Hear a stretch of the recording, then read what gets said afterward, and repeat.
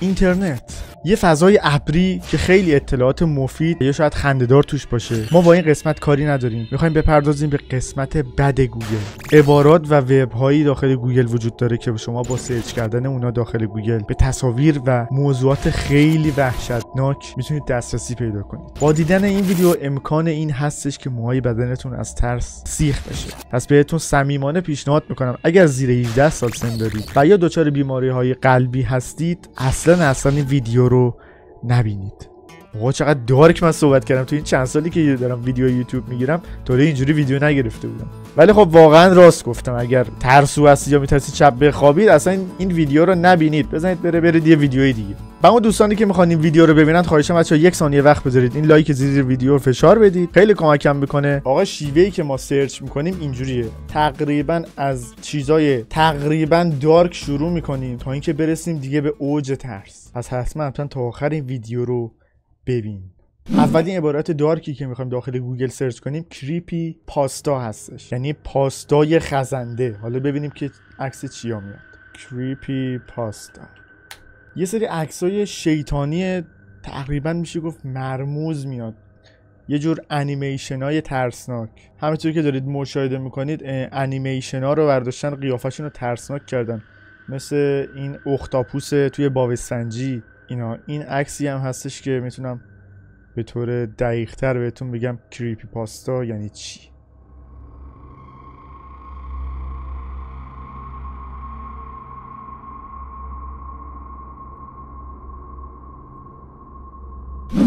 بچه عبارت بعدی عبارت اسکریمر هستش، یعنی فریاد زننده اگر اشتباه نکنم. اسکریمر همونطور که میبینید عکسای یه دونه پیرمرد رو میاره که دهنش تا بناگوشش بازه و داره فریاد میزنه. این عکسا یعنی چی؟ ولی به نظر خیلی ترسناک میاد یا شاید هم واقعی باشن. احساس میکنم این عکس‌ها بیشتر به درد اسکر جامپ میخوره یا یوهو چی میاد تو تصویرم میرینیم به خودمون، به درد اونا بیشتر میخوره. این عکس هم فکر کنم براتون خیلی آشنا باشه. شایدم میگن که نقاشی قدیمی بر اساس واقعیت کشیده شده، شاید هم همچین چیزی واقعی باشه. و اینم ماسک معروفشونه دیگه. فکر کنم همتون توی اسباب بازی فروشی ها این ماسک رو دیده باشید. حالا الان میفهمید اون چیزی که میدیدید ماسک یه دونه اسکریمره. عبارت بعدی خیلی عجیبه. 333 نقطه 333 نقطه 333. اصلا هیچ ربطی به چیزی ترسناکی هم نداره. ولی خب عکس کسایی رو میاره که چشمشون از حدقه‌شون زده بیرون، میشه گفت به این شکل، یا این چشش زده بیرون. این گیفه یا خدا. مایکل جکسون ها، یا خدا نکنه مایکل جکسون یه دونه از اینا بوده باشه، یا امامزاده گولاخ العبا. عکسای واقعا عجیبی که نمیشه فهمید واقعیه یا الکی. نظر شما چی؟ تو کامنت برام بنویسید حتما. بچه‌ها عبارت بعدی دول فرام هل یا عروسکی از جهنم. دول فرام هل. عکس همچین عروسکیه. شما که دارید الان تصویر این عروسک رو میبینید شاید مورد نفرین این عروسک قرار بگیرید. نه شوخی کردم. این عروسک آنابل هستش که اگه اشتباه نکنم میگن واقعیه و توی موزه‌ای توی لندن نگهداری میشه و به تازگی هم فرار کرده و اینم 100% فکر کنم باهاش آشنایی دارید. این عروسکی هستش که جادوگرا درست میکنن و هر موقع بخوان روح یا جنی رو اذیت کنن سوزن فرو میکنن به این سر این عروسک و اون روح واقعا انگار یه سوزن توی سرش فرو میره و عصبانی میشه. عبارت بعدی severed، نمیدونم اشتباه میخونم یا چی، یا severed head. ببینیم چی میاره. بچه ها من اینجا رو شطرنجی میکنم. عکس سر قطع شده رو میاره، یه سری که از گردن قطع شده و قیافه های خیلی خیلی ترسناک و حال به همزنی داره. در همین حد اکتفا میکنم که عکساشو نشونتون بدم چون عکسای واقعا دلخراشی داره. کلا آدما کلهشون کنده شده. همین عروسکا رو ببینید براتون کافیه. عبارت بعدی عبارت سایکلوپیا هستش. بذار سرچ کنیم ببینیم که چیه. پیا. خب عکسی که میاره عکس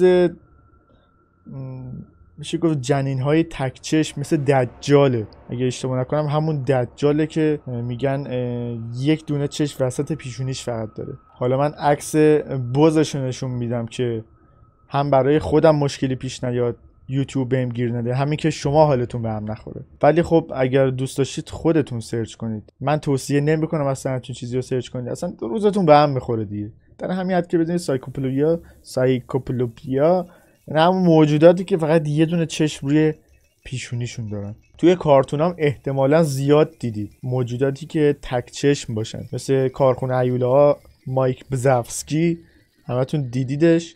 و توی شرک هم هست، شرک توی یکی قسمتا میره بار تا با گربه صحبت کنه، اونی که در اینجوری کرکره‌ای درو میکشه یه دونه سایکوپلویا است. اون موجود تک چشمی هستش. عبارت بعدی عبارت گور هستش، بزنیم ببینیم چی میاره. گوره عکسی که میاره و من میتونم نشونتون بدم، چون بقیه‌شو نمیتونم نشونتون بدم چون خیلی خشنه و اینکه یوتیوب بهم گیر میده. عکس دل و جیگر پاره شده ی انسان میاد، یعنی کسی که سرشو زدن نصف مغزش ریخته بیرون، نصف روده‌هاش ریخته بیرون. این کارام همه توسط یک انسان دیگه انجام شده. میزی که پر از خون انسان، یه اتاقی که انگار آدمه ترکیده، خوناش پاشیده، در و دیوار، روده‌هاش آویزونه.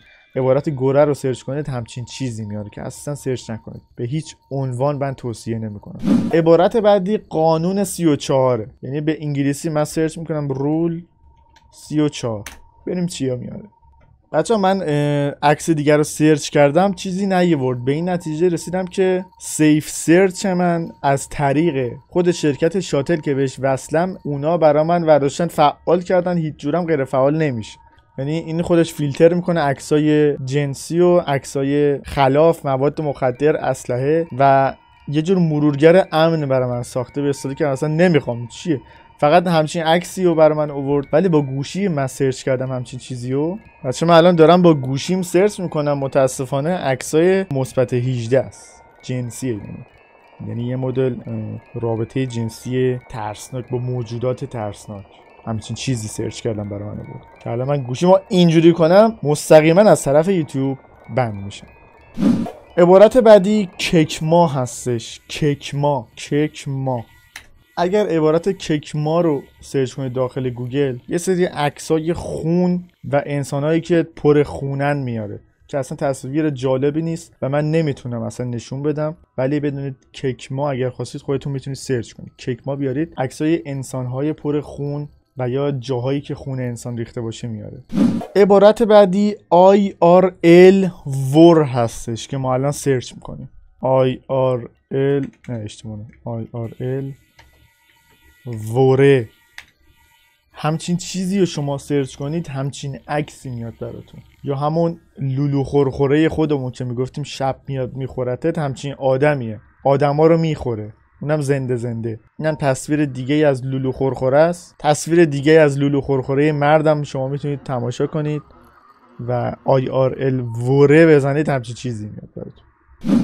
خب بچه عبارت بعدی beheading head، یعنی فکر کنم قطع کردن سر، همچین چیزی میاد. بریم سرچ کنیم ببینیم که چیا بالا میاد.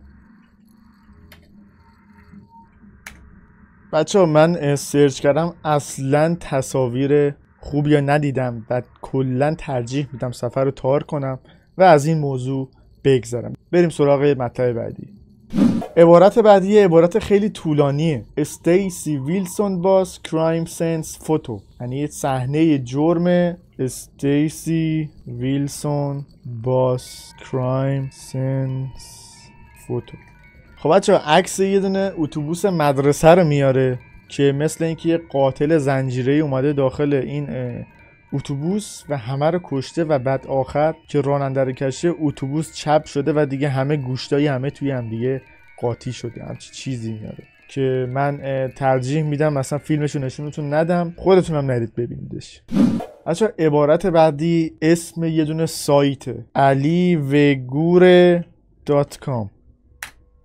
بچه ها متاسفانه این سایت من نمیدونم برای کیه، ولی فیلم کسایی رو میاره که قاتل موقع کشتن شخص مقابل داشته شخص مقابل فیلم میگرفته یعنی شما بیاید داخل این سایت، یه سری آدمن که حالا یا خونی ان یا دست و پاشون بسته است و اینا یه جوری حالا یا با تفنگ یا با خفه کردن به قتل میرسن.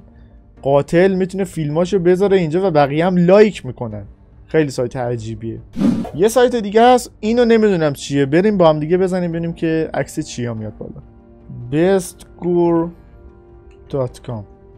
بچه من این سایت رو سرچ کردم، با این صحنه مواجه شدم که سایت بسته است. حالا یه داستانی پشت این سایت بسته هستش که خیلی جالب بود و الان میخوام براتون توضیح بدم. سایت ویکی‌پدیا یه توضیح راجع به این سایت نوشته که خیلی جالبه. سایت bestgur یک سایت شوک کانادایی متعلق به مارک بود که اخبار، عکس‌ها و ویدیوهای بسیار خشن از زندگی واقعی را با نظرات نویسنده و نظرات کاربران ارائه می‌کرد. این سایت در سال 2012 پس از میزبانی یک فیلم اصناف که قتل جولین را به تصویر می‌کشد مورد توجه رسانه‌ها قرار گرفت. یعنی این بدبخت جولین رو کشتن، فیلمش رو گذاشتن داخل این سایت، دقیقاً مثل همون سایت قبلیه و این فیلم خیلی وایرال شده و پلیس هم جستجو میکنه و مارک که صاحب سایت رو پیدا میکنه و طبق قانون فحاشی کانادا به فساد اخلاق عمومی متهم میشه و سایتش رو میبندن. و جالب اینجاست که داخل سایتش هم نوشته که این سایت دیگر فعال نیست. سایت bestgur 12 سال اینجا بوده، اگر دلتون براش تعیین شده دیگه فایده نداره، از دستش دادید. نوشته من رفتم که هدفهای بعدیمو دنبال کنم، اگر دوست دارید با من در ارتباط باشید به این ایمیل پیام بدید. زیرش هم با امضای مارک، یعنی خود صاحب سایت که دستگیر شده. خب بچه‌ها مرسی که تا اینجا ویدیو همراه ما بودید. اگر ویدیو کم کاستی داشت دیگه ببخشید، چون اولین ویدیوی ترسناکی هستش که گرفتم تا حالا و ممنون میشم اگر این ویدیو رو لایک کنید یا این نظر سازنده رو برای من توی قسمت کامنت ها بنویسید. دوستتون دارم، تا ویدیوی بعدی بدرود.